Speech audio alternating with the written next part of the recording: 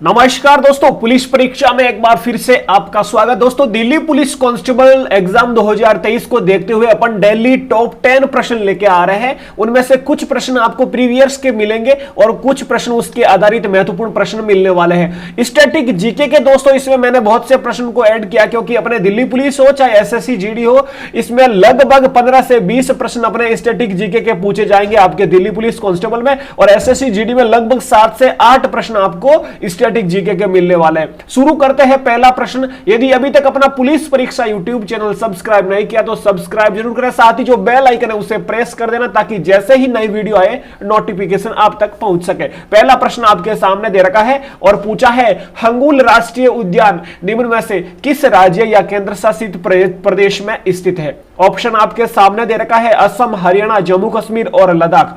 दोस्तों, हंगुल है जो आपका जम्मू कश्मीर का है, साथ ही साथ यहां पर आपको चित्र दिखाई दे रहा है, डायग्राम, दाचीगाम लिखा हुआ है, दाचीगाम। तो दाचीगाम भी आपका जम्मू कश्मीर का हो जाएगा। याद रखना कौन सा भाई, एक तो हो जाएगा आपका दाचीगाम राष्ट्रीय उद्यान, एक हो जाएगा आपका हंगुल राष्ट्रीय उद्यान, एक हो जाएगा काजीनाग। ये भी इंपॉर्टेंट है। देखो, काजीरंगा है जो असम का है, ये है काजीनाग राष्ट्रीय उद्यान। ये आपके तीनों याद रखना, जम्मू कश्मीर के इंपॉर्टेंट है। एक यदि लद्दाख का पूछे तो भाई याद रख लेना, लद्दाख का कौन सा हो जाएगा रे? हेमिस राष्ट्रीय उद्यान। क्या भाई? हेमिस राष्ट्रीय उद्यान, ये आपका लद्दाख का हो जाएगा। बाकी जो मैंने बताया, दाचीगाम, हंगुल और काजीनाग, ये तीनों आपके जम्मू कश्मीर के राष्ट्रीय उद्यान हो जाएगा। ऑप्शन यहां पर आपका हो जाएगा ऑप्शन सी सही उत्तर हो जाएगा। दूसरे प्रश्न की ओर चलते हैं। दोस्तों, दूसरा प्रश्न इंपॉर्टेंट पुस्तक से रिलेटेड पूछा है और दिल्ली पुलिस का फेवरेट प्रश्न है। एक आपको महत्वपूर्ण पुस्तक और उनके लेखक से रिलेटेड प्रश्न मिलने वाला है, चाहे आप प्रीवियस के प्रश्न उठा के देख लेना। एक प्रश्न आपका पुस्तक राइटर से पक्का पढ़ने वाला है भाई। यहां पर पूछा है, हिट रिफ्रेश नामक पुस्तक के लेखक कौन है? हिट रिफ्रेश नामक पुस्तक के लेखक आपको बताना है। ऑप्शन आपके सामने दे रखा है, सत्य नडेला, जगमोहन, शशि थरूर और चेतन भगत। चलो बात कर लेते हैं हिट रिफ्रेश की। तो सत्य नडेला इसका दोस्तों सही उत्तर हो जाएगा, आपका ऑप्शन ए हो जाएगा, सत्य नडेला। फोटो दिखाई दे रहा है आपको चेतन भगत का, लेकिन चेतन भगत की जो भी पुस्तकें हैं मैं यहां पर आपको बता देता हूं। चेतन भगत की दोस्तों है, एक तो पुस्तक है रेवोल्यूशन 2020, चेतन भगत की पुस्तक है भाई रिवॉल्यूशन 2020, ये चेतन भगत की है। मेकिंग इंडिया ऑसम, ये चेतन भगत की है। मेकिंग इंडिया ऑसम, ये भी चेतन भगत साहब की है। एक वन इंडियन गर्ल, ये भी चेतन भगत साहब की है। कौन सी भाई? वन इंडियन गर्ल, ये चेतन भगत साहब की। 5 पॉइंट शमवन, ये देखो यहां पर दिखाई दे रहा है आपको फोटो, 5 पॉइंट शमवन, ये भी चेतन भगत साहब की है। क्या नाम है? 5 पॉइंट शमवन, चेतन भगत साहब की है। और भाई कोई चेतन भगत साहब की पुस्तक आपको नजर आ रही है तो ये आपको याद रखना, रिवॉल्यूशन 2020, मेकिंग इंडिया ऑसम, और आपका हो जाएगा वन इंडियन गर्ल, और हो जाएगी कौन सी? 5 पॉइंट शमवन। महत्वपूर्ण प्रश्न की, महत्वपूर्ण पुस्तकें की बात करें तो ये चारों के चारों आपको याद रखना, इन्हीं में से प्रश्न आपका पूछा जाएगा। दोस्तों, एक बात कर लेते हैं अपन, बाबा रामदेव की भी कई बार एक एग्जाम एनटीपीसी में पूछी गई, तो उसका नाम हो जाएगा माई लाइफ, बाबा रामदेव की माई लाइफ माई मिशन। तो ये हो जाएगी भाई किनकी? बाबा रामदेव, योग गुरु जो बाबा रामदेव है, इनकी पुस्तक हो जाएगी my life my mission. I am no Messiah, ये किसकी है भाई? सोनू सूद की है। याद रखना, आई am no messiah, Sonu Sood की। हिट रिफ्रेश हो जाएगी आपके ऑप्शन ए, सत्य नडेला की। अगले प्रश्न की ओर चलते हैं। तीसरा प्रश्न क्या पूछा है? सभी प्रश्न दोस्तों महत्वपूर्ण इंपोर्टेंट है, जो पिछले पेपर में पूछे गए उन्हें आधारित है। बाकी कचरा खिचड़ी कुछ नहीं है, बिल्कुल सिलेक्शन वाले प्रश्न है। यहां पर पूछा है निम्नलिखित में से कौन सी रबी की फसल नहीं है। रबी की फसल नहीं है उसका आपको यहां पर जवाब देना है। चना रबी की है, सरसों रबी की है, और कौन सी भाई, जौ भी रबी की है, गेहूं भी यहां पर दिखाई दे रहा होगा आपको, गेहूं भी आपकी फसल रबी की है। लेकिन कपास है जो किसकी फसल है भाई, कपास खरीफ की फसल है। एक दोस्तों मूंगफली वाला पूछा है, तो भाई मूंगफली भी कैसी फसल है, खरीफ की फसल है। ये दोनों यहां पर कंफ्यूज होते हैं बच्चे, तो अपने मूंगफली भी खरीफ की है और कपास भी आपकी खरीफ की फसल है। बाकी जो ऑप्शन है आपके रबी की हो जाएंगी। ऑप्शन यहां पर सी आपका सही उत्तर हो जाएगा, कपास है जो रबी की फसल नहीं है, बाकी रबी की फसल। अगला प्रश्न देख लीजिए, चौथा प्रश्न क्या पूछा है। चौथा दोस्तों प्रश्न यहां पर पूछा है 1857 की क्रांति से पूछा है, निम्न में से कौन इलाहाबाद में 1857 की क्रांति के संग्राम का नेता था। तो भाई 1857 में इलाहाबाद से कौन क्रांतिकारी नेता के रूप में भागीदारी निभाई।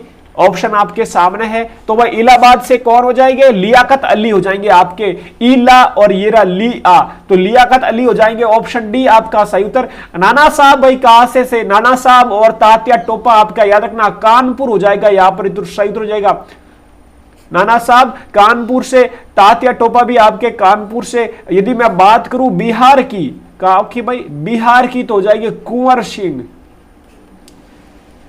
बिहार से हो जाएंगे आपके कुंवर सिंह, और झांसी से हो जाएंगे अपने रानी लक्ष्मीबाई, झांसी से हो जाएंगे अपने रानी लक्ष्मीबाई।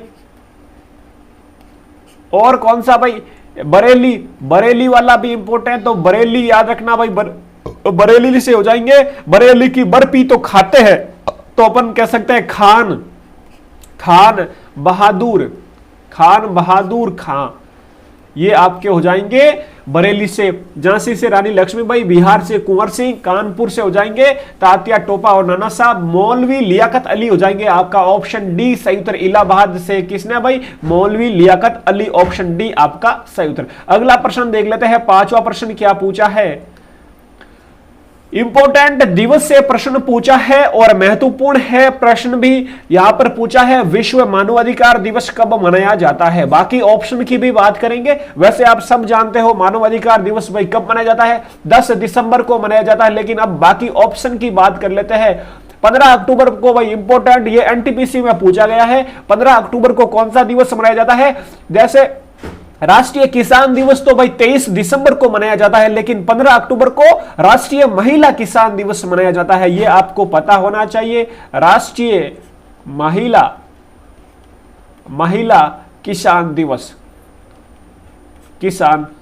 यदि पूछे राष्ट्रीय किसान दिवस तो वो आपका हो जाएगा 23 दिसंबर। ये राष्ट्रीय महिला किसान दिवस है तो 15 अक्टूबर को हो जाएगा। अब बात करते हैं 7 अगस्त को कौन सा दिवस भाई, तो राष्ट्रीय भाला फेंक दिवस। क्या भाई, राष्ट्रीय भाला दिवस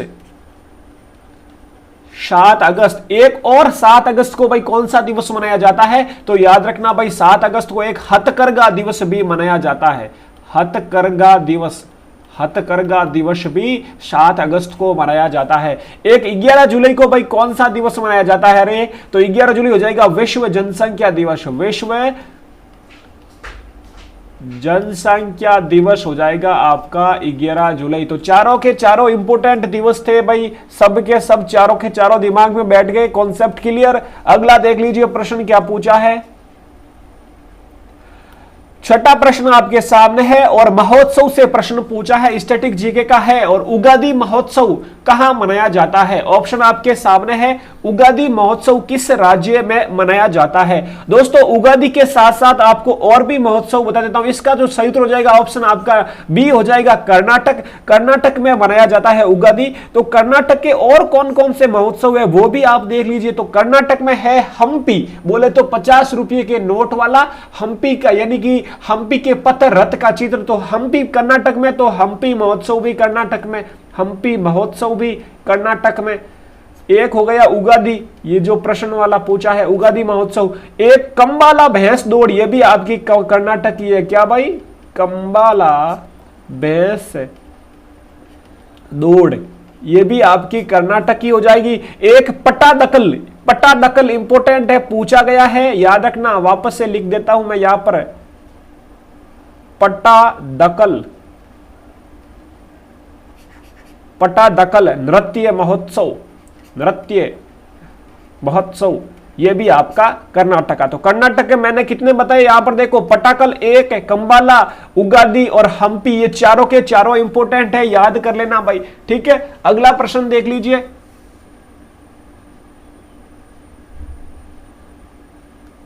सातवां प्रश्न आ चुका है और ये पूछा है भाई पंडित शिव कुमार शर्मा, जो कि वाद्य यंत्र से रिलेटेड है, वादक है। तो पंडित शिव कुमार शर्मा का किस वाद्य यंत्र से संबंध है भाई? तबला का नाम आता ही दिमाग में आता है जाकिर हुसैन, क्या भाई? जाकिर हुसैन। और तबले की आवाज आती है जैसे कि गड़गड़ाने की, यानी गुदगुदी की तरह। तो एक गुदई महाराज भी अपने तबले वादक है, क्या भाई नाम है? गुदई महाराज, याद रखना, गुदई महाराज, गुदई महाराज तबला वादक है। और संतूर के हो जाएंगे भाई पंडित शिव कुमार शर्मा संतूर के। यदि पूछे सितार के, तो सितार के कौन भाई? पंडित रविशंकर, पंडित रविशंकर। यदि आपको पूछे शहनाई के, तो शहनाई के आप सब जानते हो भाई कौन? बिस्मिल्लाह खान। कौन भाई? बिस्मिल्लाह खान। बिस्मिल्लाह खान को 2001 में भारत रत्न से सम्मानित किया गया, भारत रत्न से। बिस्मिल्लाह खान और लता मंगेशकर को 2001 में भारत रत्न से सम्मानित किया गया। बिस्मिल्लाह खान किसके वादक है? शहनाई के भाई। हरिप्रसाद चौरसिया किसके है? कमेंट बॉक्स में लिखकर जवाब देना। हरिप्रसाद चौरसिया का संबंध किस वाद्य यंत्र से है? अगला देख लीजिए, आठवां प्रश्न क्या पूछा है।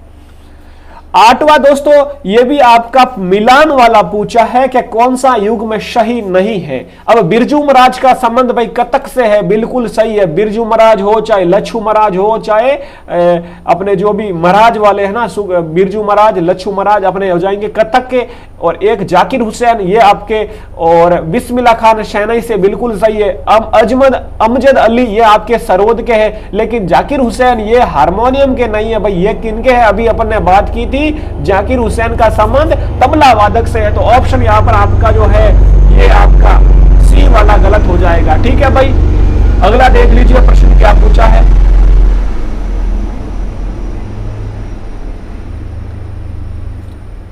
नौवां प्रश्न यहां पर पूछा है, सदीर किस नृत्य शैली का प्राचीन नाम था? सदीर भाई किस नृत्य शैली यानी कि किस शास्त्रीय नृत्य का पुराना नाम था? पहले सदीर के नाम से भी जाना जाता था। यदि मैं बात करूं भरतनाट्यम, ऑप्शन बी आपका यहां पर सही उत्तर हो जाएगा। भरतनाट्यम यानी कि सबसे अपन कह सकते हैं सबसे पुराना, सबसे ओल्ड शास्त्रीय नृत्य भी है। और भारतनाट्यम को ही भाई सदीर के नाम से जाना जाता था। सदीर जो है, सदीर नाम से भरतनाट्यम को। सबसे यदि पुराना यह है तो दिमाग में आ रहा होगा सबसे नया कौन सा शास्त्रीय नृत्य है? तो याद रखना भाई सत्रिया हो जाएगा सबसे नया। सत्रिया को 2000 में शास्त्रीय नृत्य में शामिल किया गया। टोटल शास्त्रीय नृत्य कितने हैं भाई? 8 शास्त्रीय नृत्य है, यह भी आपको पता होना चाहिए। ठीक है भाई, अगला प्रश्न देख लीजिए, 10वां और लास्ट प्रश्न।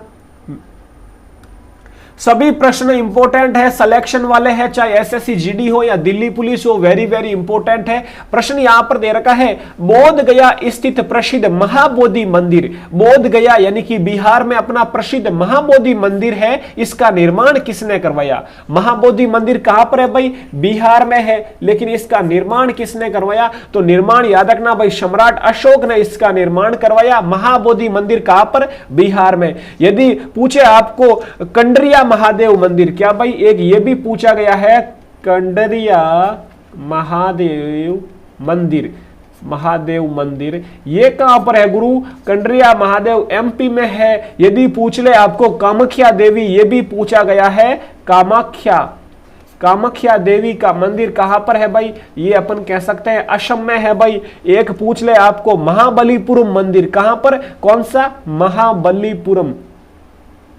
एक आपको पूछ ले महाबलीपुरम, महाबलीपुरम मंदिर महाबलीपुरम मंदिर भाई यूनेस्को सूची में शामिल है। 1984 में इसे यूनेस्को सूची में शामिल किया गया। और है कहां पर गुरु ये, तो आपका ये हो जाएगा आपका तमिलनाडु में। कहां पर भाई, तमिलनाडु में है महाबलीपुरम मंदिर। तो ये जो भी मंदिर या पर्यटन स्थल से भी आपका एक प्रश्न पूछा जाएगा, याद रख लेना। तो आज के जो भी ये 10 प्रश्न थे, उम्मीद करता हूं हर प्रश्न आपके जो है दिमाग में बैठा होगा और याद करने में भी आसानी रही होगी। दोस्तों इस प्रकार की सीरीज अपन डेली लेकर आ रहे हैं, ठीक है भाई लोगों। तो एक बार अपना यदि अभी तक यूट्यूब चैनल जो पुलिस परीक्षा नाम से है सब्सक्राइब नहीं किया तो सब्सक्राइब जरूर कर लेना, बेल आइकन प्रेस करके ऑल पर क्लिक कर लेना। अपने जो भी दोस्त है दिल्ली पुलिस कांस्टेबल की तैयारी कर रहे हैं उनके साथ शेयर जरूर कर देना, ठीक है। और अभी तक यदि वीडियो लाइक नहीं किया, आपके लिए थोड़ा भी यूजफुल रहा तो एक बार वीडियो लाइक जरूर कर दे। अपना ख्याल रखें। जय हिंद, जय भारत।